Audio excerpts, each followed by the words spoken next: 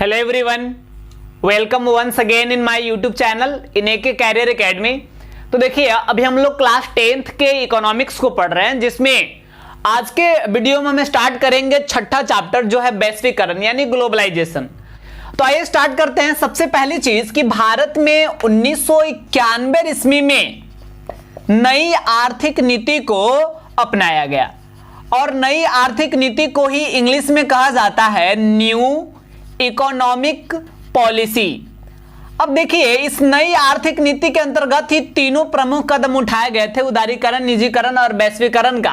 और आपको बता दें कि आखिर क्या आवश्यकता पड़ी कि इस नई आर्थिक नीति भारत सरकार के द्वारा लागू करना पड़ा। तो देखिए, बात है 1985 से 90 ईस्वी का। इस बीच 7वीं पंचवर्षीय योजना का यह समय है और 1985 से 90 के बीच जो है 7वीं पंचवर्षीय योजना चलाई जा रही थी। और हमें पता ही है कि 1985 में राजीव गांधी जो है प्रधानमंत्री थे और इस 7वीं पंचवर्षीय योजना जो है सफल योजना भी रहा। और आपको ये भी चीज हम बता देते हैं कि राजीव गांधी जब इनका सरकार बना, उसके बाद ये 7वीं पंचवर्षीय योजना चलाया गया और यहाँ पे उन्होंने कंप्यूटरीकरण पे ज्यादा फोकस किया था। लेकिन बता दें आपको हम कि 1985 से 90 के बीच का ये जो समय है, इस समय आयात जो था ये निर्यात से अधिक बढ़ गया था। यानी इंपोर्ट जो है ये एक्सपोर्ट मतलब इंपोर्ट जो था ये एक्सपोर्ट से अधिक बढ़ गया था। कहने का मतलब कि हमारे देश में दूसरे देशों से अधिक माल जो है मंगाना शुरू हो गया था। यानी हमारे देश से दूसरे देश में जो वस्तुएं सेल करी जाती है उसको हम कहते हैं निर्यात, और निर्यात ये कम हो गया था और दूसरे देशों से प्रोडक्ट मंगाना, जिसको हम इंपोर्ट कहते हैं यानी आयात, वो बढ़ गया था। तो सोचिए इसका कारण क्या है। अगर इसका कारण ये है कि भारत में जो वस्तुओं का प्रोडक्शन है, भारत में वस्तुओं का उत्पादन कम हो गया था। भारत में उद्योगों में जो कल कारखानों में जो वस्तुओं का प्रोडक्शन हो रहा है वो कम होते गया, जिसके चलते भारत से वस्तुओं का निर्यात घटा और विदेशों से वस्तुओं का आयात भारत में बढ़ गया और यह भारत के लिए एक बहुत बड़ी संकट था। तो देखिए, ऐसी स्थिति में जरूरी क्या था कि भारत में औद्योगिक विकास किया जाए, यानी भारत में कल कारखानों का, इंडस्ट्रीज का विकास ज्यादा से ज्यादा मात्रा में किया जाए, ज्यादा से ज्यादा उसमें प्रोडक्शन हो सके वस्तुओं का, ताकि आयात और निर्यात का जो संतुलन है ये फिर से बन सके और आयात जो अधिक बढ़ गया है अब ये संतुलित हो सके, यानी निर्यात भी भारत का बढ़े। तो देखिए, इसके लिए ही नई आर्थिक नीति अपनाया गया और इस नई आर्थिक नीति के अंतर्गत भारत में 3 प्रमुख कदम उठाया गया, जिसमें पहला था उदारीकरण, दूसरा था निजीकरण और फिर तीसरा था वैश्वीकरण। अब देखिए, यहां जो उदारीकरण है इसको बोला जाता है लिबरलाइजेशन।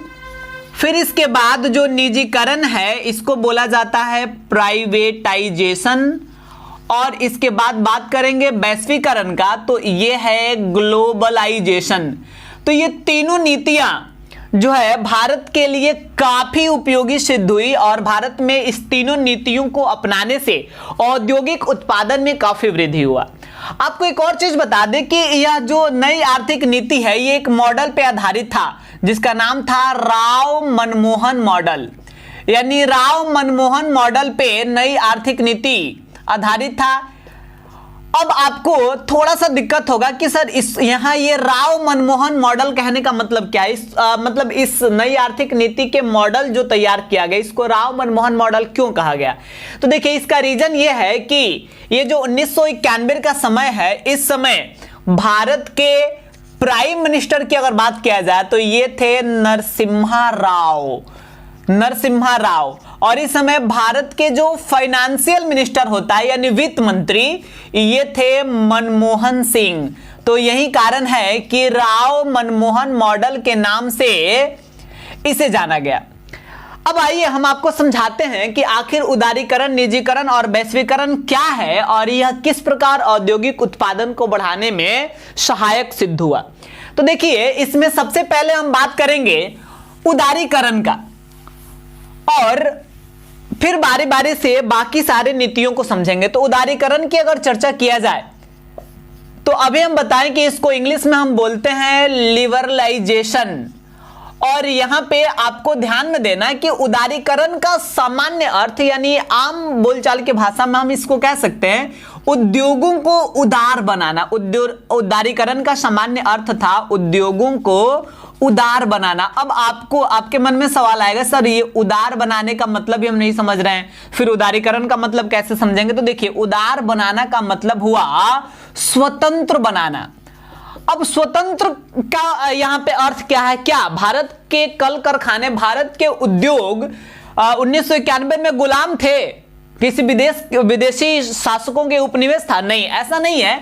स्वतंत्र बनाने का मतलब यह है कि भारत के उद्योगों पे बहुत सारे प्रतिबंध लगाए गए थे, यानी बहुत सारे रेस्ट्रिक्शंस को लगाया गया था, और इन सारे रेस्ट्रिक्शंस को, सारे प्रतिबंधों को हटाना, मतलब इसे ही कहा जाता है उद्योगों को उदार बनाना यानी स्वतंत्र बनाना। और देखिए, सारे कुछ प्रतिबंध, किसी भी काम में कुछ प्रतिबंध ऐसा होता है जो आवश्यक होता है, और कुछ प्रतिबंध ऐसा होता है जो अनावश्यक होता है, यानी वैसे प्रतिबंध की कोई जरूरत नहीं है, बिना काम का वह प्रतिबंध है। तो अनावश्यक प्रतिबंधों को हटाना जरूरी था उद्योगों पर से, ताकि उद्योगों का पूर्ण रूप से अच्छा से विकास हो सके। तो देखिए, इसको हम टेक्निकली कैसे बोल सकते हैं? हम कह सकते हैं कि उदारीकरण का अर्थ जो है उद्योगों पर लगे अनावश्यक प्रतिबंधों जैसे लाइसेंस, कोटा, ऐसे अनावश्यक प्रतिबंधों को हटाना है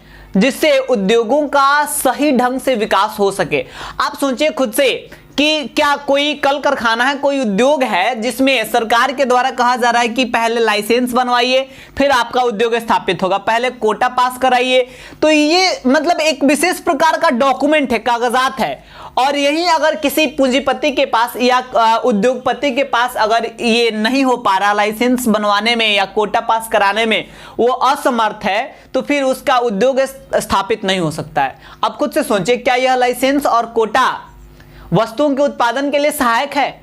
एक डॉक्यूमेंट्स और कुछ नहीं। और ये डॉक्यूमेंट इस जैसे मान लीजिए कि चीनी उद्योग है, चीनी का उत्पादन करना है, तो उसमें लाइसेंस और कोटा का कौन काम है? लाइसेंस और कोटा से तो चीनी का उत्पादन होगा नहीं, चीनी का उत्पादन तो गन्ना से होगा।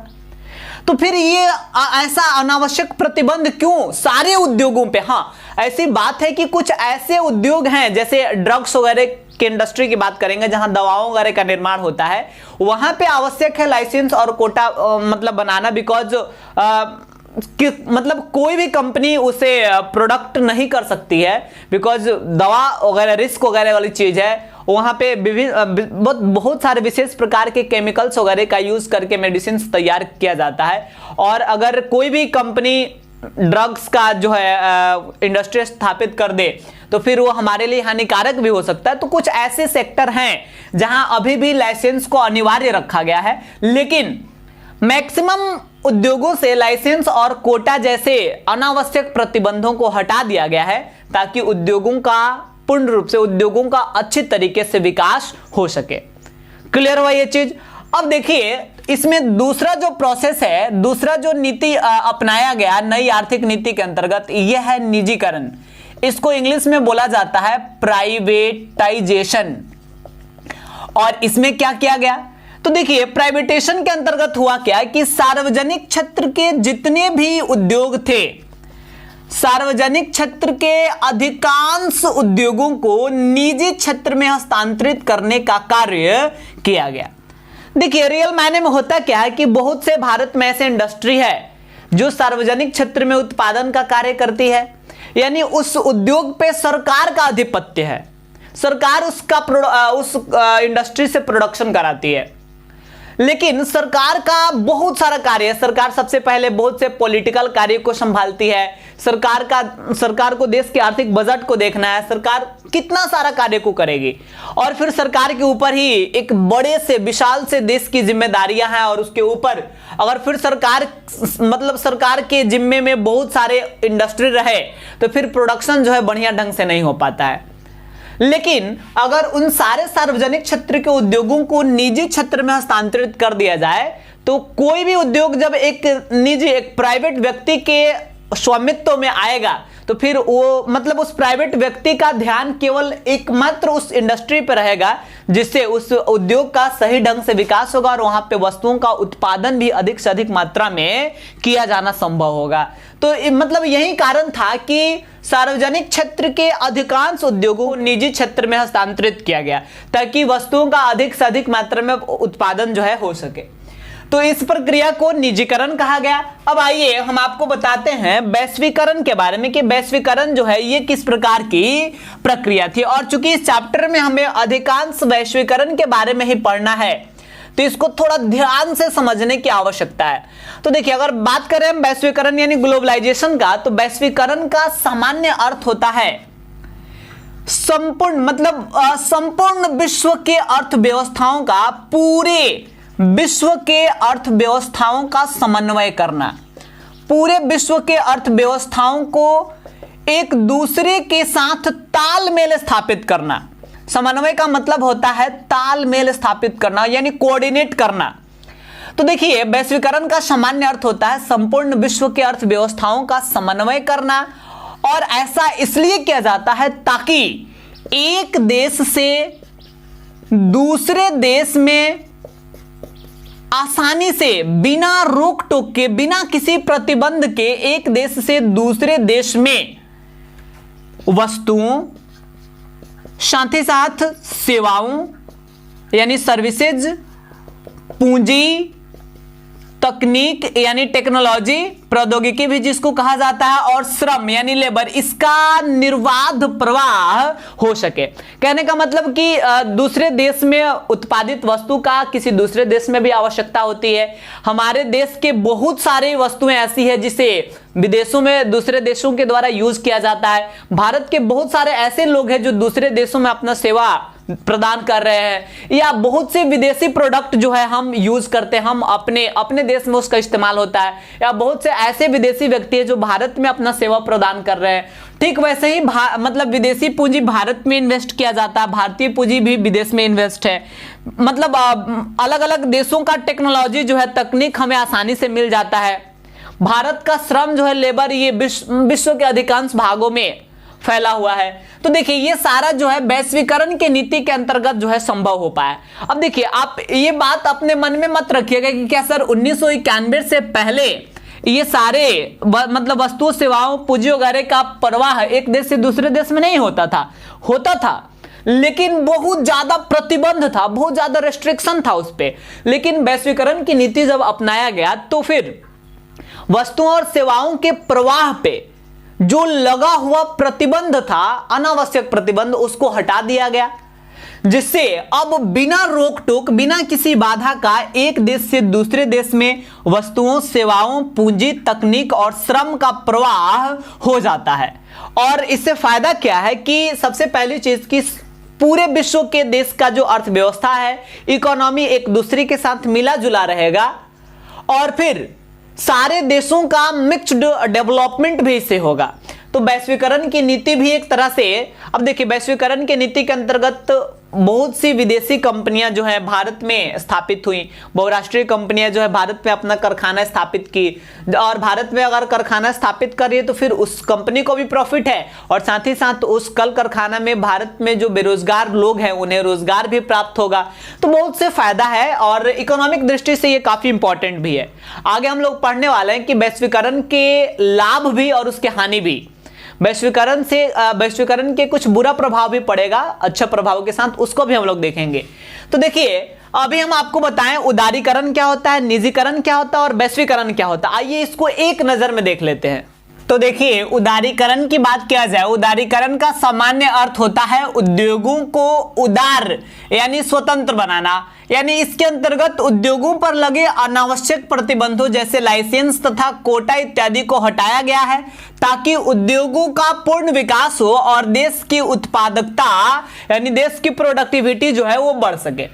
निजीकरण क्या है? तो निजीकरण का अभिप्राय जो है सार्वजनिक क्षेत्र के उद्योगों को निजी क्षेत्र में हस्तांतरित करने से है, ताकि एक निजी व्यक्ति के स्वामित्व में उद्योगों का विकास सुचारू ढंग से हो सके, और इससे देश की उत्पादकता तो बढ़ती है, साथ ही साथ सरकारी बोझ में भी कमी आती है।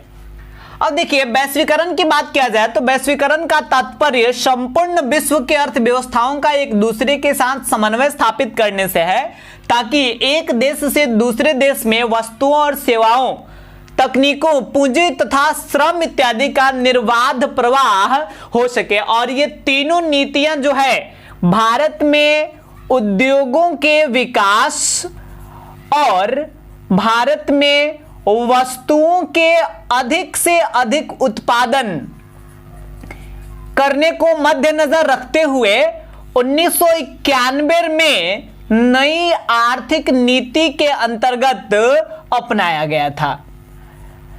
अब देखिए, कभी कभी आपसे एग्जाम में पूछा जाता है कि वैश्वीकरण के प्रमुख कितने अंग होते हैं, तो आपको बता दें वैश्वीकरण के प्रमुख 5 अंग होते हैं, और वो कौन कौन है आइए उसको भी हम समझाते हैं। तो देखिए, वैश्वीकरण के प्रमुख 5 अंग निम्नलिखित है। सबसे पहला है व्यवसाय और व्यापार संबंधी अवरोधकों की कमी। तो कहने का मतलब यह है कि पहले वैश्वीकरण की नीति को अपनाने से पहले जो है, मतलब एक देश जब दूसरे देशों के साथ व्यापार करता था तो अंतर्राष्ट्रीय व्यापार में बहुत से अवरोधक थे, यानी बहुत सारी बाधाएं उत्पन्न होती थी, लेकिन इन सारे अवरोधकों में काफी कमी लाया गया है। तो वैश्वीकरण का ये सबसे पहला अंग है। दूसरा अंग है पूंजी का निर्बाध प्रवाह, यानी वैश्वीकरण के माध्यम से पूंजी का एक देश से दूसरे देश में बिना बाधा का, बिना रोक टोक का प्रवाह जो है होना संभव हो पाया है। फिर वैश्वीकरण के अंतर्गत ऐसी व्यवस्था किया गया है ताकि एक देश से दूसरे देश में प्रौद्योगिकी, जिसको हम तकनीक भी कहते हैं, यानी टेक्नोलॉजी का निर्बाध, बिना रोक टोक का, बिना किसी बाधा का प्रवाह हो सके। एक देश से दूसरे देश में श्रम का भी निर्बाध प्रवाह हो सके, लेबर का। और वहीं 5वीं चीज की पूंजी की पूर्ण परिवर्तनशीलता, यानी एक मतलब देश की पूंजी जो है दूसरे देश की पूंजी में पूर्ण रूप से परिवर्तित हो जाए। तो पूंजी की पूर्ण परिवर्तनशीलता को भी वैश्वीकरण के अंतर्गत जो है ध्यान में रखा गया और इसको भी मतलब साकार बनाया गया है। तो इस वीडियो में हम आपको बताएं उदारीकरण, निजीकरण और वैश्वीकरण के बारे में, और फिर वैश्वीकरण के प्रमुख कौन कौन से अंग हैं। तो आज के वीडियो में बस इतना ही रहने देंगे, और अगले वीडियो में हम आपको बताएंगे वैश्वीकरण के पक्ष में तर्क और वैश्वीकरण के विपक्ष में तर्क, यानी वैश्वीकरण का भारत पे पॉजिटिव इफेक्ट, सकारात्मक प्रभाव क्या पड़ा है, और भारत पे उसका नेगेटिव इफेक्ट यानी नकारात्मक प्रभाव क्या पड़ा।